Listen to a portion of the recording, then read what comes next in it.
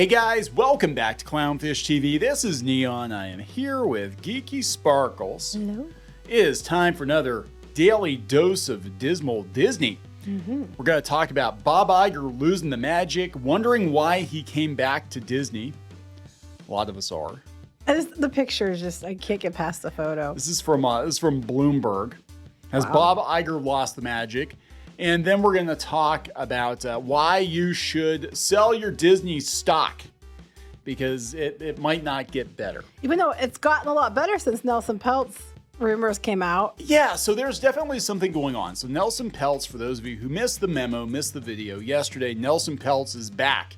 Nelson Peltz was watching Disney this year. Now it's the end of their fiscal year. Now he's like, yep, I'm back in it, and I've got a lot more stock. Yeah, he's got 3 times the stock. 3 times the stock. So we might have another proxy war going on, right?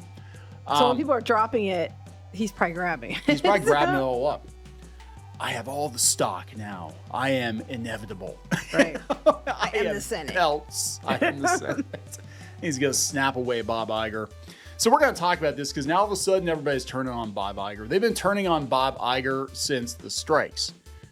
The media, they're just like, well, you know, Bob's not very nice, is he? Bob's not a very nice man, is he? And look, people had a lot of hope he was going to turn things around. He is not turning it around at all. It's going the other way. Is going the opposite. So let's talk about this. Before we get into it any further, please subscribe for more pop culture, news, views, and rants. Guys, you get it. Woohoo. Woohoo. What's wrong? I'm sorry. I was thinking Bob Iger. Bob Iger thought, said on a 180, let's just do a 360 because that's twice as good. Oh my God. Let's do 720 degrees, I just, dude. get me a shower. Anyway, sorry. Oh my God. Yeah, so I don't even know where to start on this. Let's talk about this article first, and then we'll kind of go through.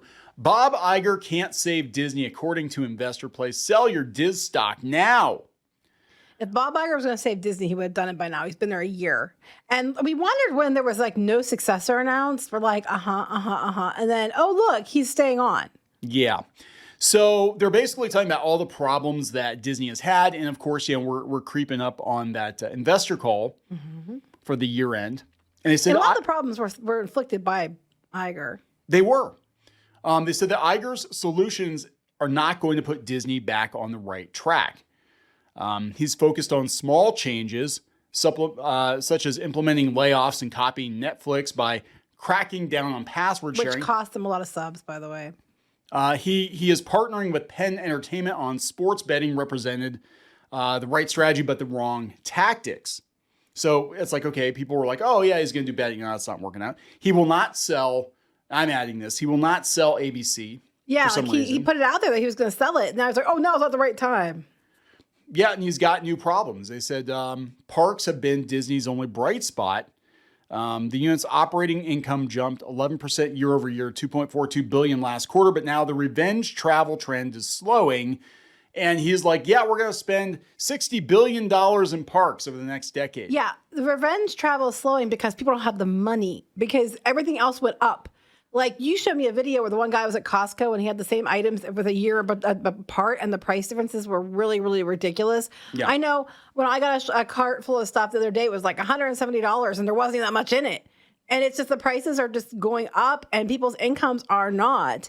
And people can't afford it. Yeah. Yeah, I mean, it's a luxury. They want it to be a luxury brand. Well, you're a luxury item.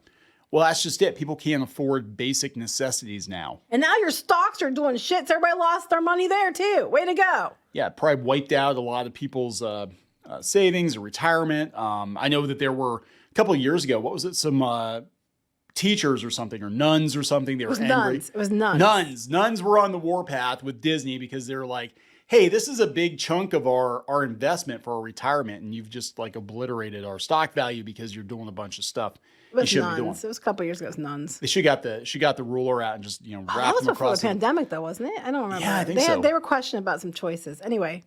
So yeah, they're talking about how they're in trouble with linear TV and all this stuff. And look, I mean, what is going on with the movies? We don't know. I mean, all the movies are in limbo. Well, which people bring up. Yeah. I think that was in this one. They were talking about it too. Or the one I had told about losing the magic with the funny picture. I love this. This is great. It made the money go poof. He made the money go poof. So yeah, they're talking about what he did since he retired, and he made a lot of really bad decisions. Right. Well, I guess he apparently begged to come back as he regretted choosing to leave, he said. Yeah. And then people that knew him said that he sold a lot of his stock and he bought a private jet. He commissioned a second bigger yacht, which, by the way, recently in August, he was using his yacht to go up and down the one coast of one place. And then when all the stuff was going down with the Spectrum charter, he was recovering from hip surgery. Oh, okay. Yeah, so apparently that happened.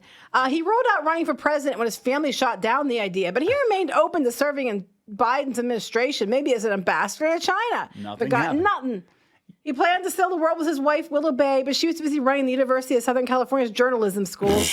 He sold, is that how she knows everybody to get the spin? Probably. He sold almost all his Disney stock, say people familiar with his finances, and invested his 9-figure fortune into Funko. Remember we did a video? Yeah, Funko is bleeding money. Yes. Canva also did not. The values of both companies ended up plummeting. He invested in a 3D printed rocket company, but its first rocket suffered an engine failure after blast off and failed to reach orbit. Okay, so a 3D printed rocket company. I don't know the company, but I'm sitting here thinking, like, have we learned nothing from Ocean Gate? Yeah. Like, I mean, but do you really want to go to space? Before that, you know. Oh my God. He invested in, he became advisor to Josh Kushner's Thrive Capital. And, he did some other stuff. He was trying to work out a role at a private equity firm and focus on media and sports. And then Disney called him back. So, okay. So here's my takeaway from this. I'm looking at this like, okay, the guy, he made bad decisions. He made bad decisions with his own money. And you're going to trust him with Disney again? He made bad decisions before he left Disney. Mm-hmm. I mean, yeah, he went on a buying spree, but they mismanaged almost everything they bought. And he put the company massively in debt. And he made bad decisions at Disney. And he had hundreds of millions of dollars of his own money, and he flushed it down the toilet. Mm-hmm. And you're going to trust him to come back and run the company. Mm-hmm. I mean, really? And then when you hear what happened to poor Chapek, it's like, Chapek did some dumb things and he was called Chapek for a reason, so don't get me wrong. But like when he got put in CEO, it's like, I think it's like Iger tanked him. And that's something else this article does talk about. They talked about, not that, they talk about Chapek and the don't say gay thing. And I'm like, no. See, what happened with that apparently was Chapek was going to stay out of politics, said so. And then it was that, what's-her-nuts that was the chairman of the board. Oh, Susan Arnold. Susan Arnold, who happens to have an agenda of her own. Yep. And that made him apologize. Yep. And then that just sent the company down a spiral. And now she's gone. And you don't hear anything about it. Yeah, she just like disappeared. Like a lot of these people at Disney just like disappeared. We don't know what happened to him. Maybe Mickey's Masonry Company happened to him. Mickey's Masonry. Like they got the cement shoes or. Oh, I was thinking like mason jars. No. They're jelly. Oh no. Anyway, I don't know. I don't know what happened to a lot of these people. So this article here says that Bob Iger is overwhelmed and exhausted. Well, but to be fair, he caused most of the issues. The deal with Hulu that's now coming due, Bob Iger. Yes. Overspending on Fox to $70 billion, which has bit them in the ass over and over again. Bob Iger. Mismanaging Marvel and Star Wars, mostly Bob Iger. Yeah. Not putting the money into theme parks until now. Bob Iger. We're going to build Star Wars land and everybody's going to come. You don't have to advertise it. Bob Iger. Yeah, and they based it. I mean, the biggest mistake they made with Star Wars Land with the Galactic Star Cruiser was basing it on the sequel trilogy. It was funny to me. Why would you do that? Do you guys remember, if you didn't like the sequel trilogy, how much shit you got for not liking it? How many names you got called? You're a racist, misogynist, everything else. I got called an internalized misogynist, then swore at in Spanish by some dude because I didn't like Ray. Now I'm on different boards that are Disney ordered, and people are on there, I hate the sequel trilogy. And they're allowed to say it now, and no one says anything. I'm like, are you kidding me now? We took so much shit, and now it's okay to say it. You're welcome. Yes, you were Us and other YouTubers say you're welcome. You were a literal Nazi if you did not like the corporate product. Mm-hmm. Like what? So yeah, they said that he's overwhelmed and exhausted. I'm sure he is. I'm overwhelmed and exhausted covering it. And Nelson Peltz is hovering. They said people in Iger's inner circle told Bloomberg, this is basically encapsulating that article. Bloomberg's other story, yeah. Yeah. That the CEO, who recently returned to the helm, to helm the company with great fanfare after the disastrous tenure of Bob Chapek. Which I think he was part of why Bob Chapek failed. Absolutely. He's often joked to confidants, why did I come back? Well, because why did you come back? You're probably questioning that because now you have to answer for all your stupidity, where you could have just walked away. Yeah, Peltz called off his proxy fight with Disney in February after Iger committed to a $5.5 billion cost-cutting spree, laid off 7,000 employees, and now Peltz is back because he's basically like, you didn't do enough. Yeah, but then he announced how much was he going to spend in doubling park expenditures? $60 billion. Right, so what did that do? That's like nothing. That's like nothing. And then you're going to have to pay at least $9 billion to Comcast for Hulu, at least. Yeah. You know, I mean, and then he gets up there, you know, and causes trouble too, because for all the thing about Chapek, you know, with the Scarlett Johansson thing, Iger just went out and pissed off the whole, you know, Writers Guild and the Actors Guilds and stuff like that. So yeah, this is pretty, holy hell.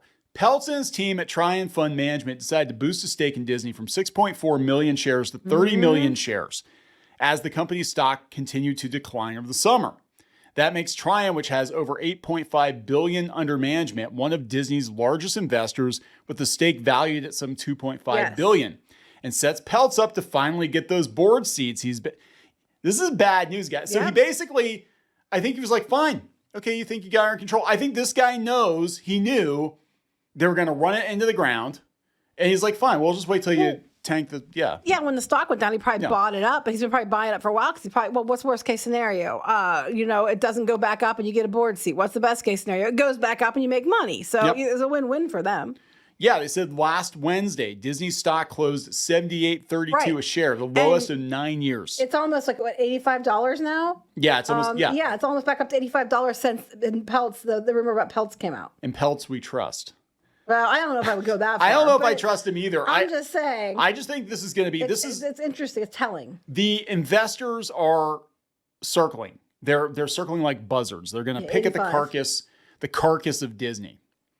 And then we've got, you know, investment blogs out there telling you to sell your Disney shares. Can you imagine $85 is a win for Disney? We were panicking. People were like, well, not us, but like people were like losing their crap when it dropped under 90. And now it's like, you know, 85, yay, it's going back up. And it's like, what? Yeah, this is just not a good situation. Why is the font so big on that? Because it's archived. I was like, holy crap! But they talk about different things that are going wrong. Like I don't know if it wasn't this one or another one I saw. They were talking about Disney's box office. Yeah. And you know, and the ones the bright spots they did have, like Avatar. Well, Iger pushed them back. They're not coming out. The next one's coming out in 2025. Star Wars, and there's another one coming out in 2026, which is probably godsend on that one. Yeah. You know, everybody's like questioning the decisions. And you should, because Disney doesn't know what it's doing now. Basically, Bob Iger was good at acquiring things that he was not good at managing, and he had the benefit of good people. He had people that knew how to run the company, and now a lot of them are gone. But he said a lot of them left when he left the first time too. But he's promising back in the black by 2024. There is no way. There's no way. And they're talking about BAMTech, and he paid $3.8 billion for that, and then it wasn't as good as other people's.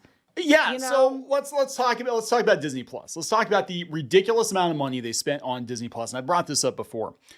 So Bob Iger, again, even in his own investments, he doesn't seem like he's very smart. I'm sorry, he really doesn't seem like he's like Funko is on the decline, and he goes and spends a bunch of money on Funko. So the thing with Disney is, it's built on the BAMTech technology. They paid $71 billion for Fox. Right. Rupert Murdoch took a fraction of that. I think it was like $400 million and bought Tubi. Mm-hmm. Disney could have just bought Tubi for $400 million, or probably less, and just converted it into Disney Plus. Yeah, but I don't know if that one would have worked better than what they bought with BAMTech. I don't know, but I mean, the framework was there. Yeah, but it might not have. It might have been, you know, a lateral move, honestly, because they're talking about the big streamers. Yeah, you know, having the better technology, but. I don't know. I just know that people are waiting for Disney to fail because they're going to crash. And my next thing is what's going to happen to, like, you know, all the stuff they own? That is a good question. Because right now it sounds like they're open to the possibility of selling off some assets. And Disney's done before. They've sold stuff off before. People thought for sure he was going to sell off his, you know, the TV stations, whatever, TV networks. I could actually, I mean, at first I was like, there's no way in hell they'd sell Lucasfilm, but I'm like, they might sell Lucas. They might sell Marvel. I mean, they're declining properties. Well, they did to themselves. Yeah. I mean, they're bad decisions. I was just thinking, 100 years, Disney hasn't had to sell out, massively to somebody else, even when the times were tough. They got close. There were a couple times they were very close to bankruptcy. And now Iger comes in, and now they're going to have to probably sell out or sell some stuff because he, in the last 10 years, just overspent and mismanaged. And they kept kicking the can down the road, and then the pandemic hit, and then everything changed, and it's like, now he comes back to face the judgment. That's what's funny. He came back thinking he was returning hero, and now he's facing judgment for all his bullshit. So I mean, I get the guys. Funny. I get the guys like a workaholic. This is workaholic, and he couldn't quit Disney, whatever. I get that, and Neon will be the same way. I would be the same way. He is a workaholic, and he can't quit either. Sometimes I should quit, but. You can't. That's it. I'm done. I'm quitting Clownfish TV. We're shutting it all down. Nah. Anyway. You can't quit. No, if it were me, in this particular case, I'd be like, let's go out on a high note. Let's sell. Yeah, let's get out of Disney while we can. Go do something else, but let Disney do its thing. Because if like everybody else could see, like Disney's never going to be as big as it was when he left. They hit the plateau. And what gets me too is him and Susan Arnold and stuff like that. They could have done what they could to help Chapek. I mean, again, Chapek's Chapek for a reason. I don't really like Chapek, but they could have done what they could do to help him. And it sounds like they deliberately did what they could, everything they could. On the contrary, like the Mean Girl Squad, they were all letting their egos and undermine the company, and now that's all coming around too. It's like you guys all put yourselves ahead of what you needed to do. Well, this is all about ego because he did not have to come back. The guy's worth hundreds of millions of dollars. Well, maybe not. Maybe after he after he invested in Funko and his rocket ship company. It's a spaceship. It's a rocket ship. It's not. I didn't screw Disney. It's a rocket ship. It's a rocket ship. Oh, everybody hop on board. We're going for a ride. Ride of a lifetime. on Big Bob's rocket ship. Mm-hmm. There's a shower at the end. You're gonna have to take a shower after the big drop. Jeez, oh God. Okay. Anyway, I don't know, guys. I mean, it's pretty bad. I think this is going to be a moment of truth for Disney. I know that people are like, "Well, Disney's done." I'm like, no. If Peltz has that much stock and this company is in that much trouble, he is absolutely going to be like, yeah, hey, dude, on your watch, we hit, this is post-pandemic, we hit a 9-year low. Mm-hmm. What the hell? Let's look at the performance of the past 2 years of the box office and the theme parks. And yeah. Well, I think they relied too heavily on the streaming stuff too. Yeah. And like everybody else, and they're all taking a hit for it. Well, they're pimping out a lot of their content that was on Disney Plus to other streamers now. Well, they turned down Spiderwick Chronicles, I guess Paramount TV, and then even with 20th Century or whatever, 20th Television or whatever, did this Spiderwick, and they're going to run the U.S. for like the U.S. rights through Disney Plus. And I remember about a month and a half ago, they turned it down. Now it's going to Roku. Yeah, so here's my take on this. Disney wanted to be a tech company.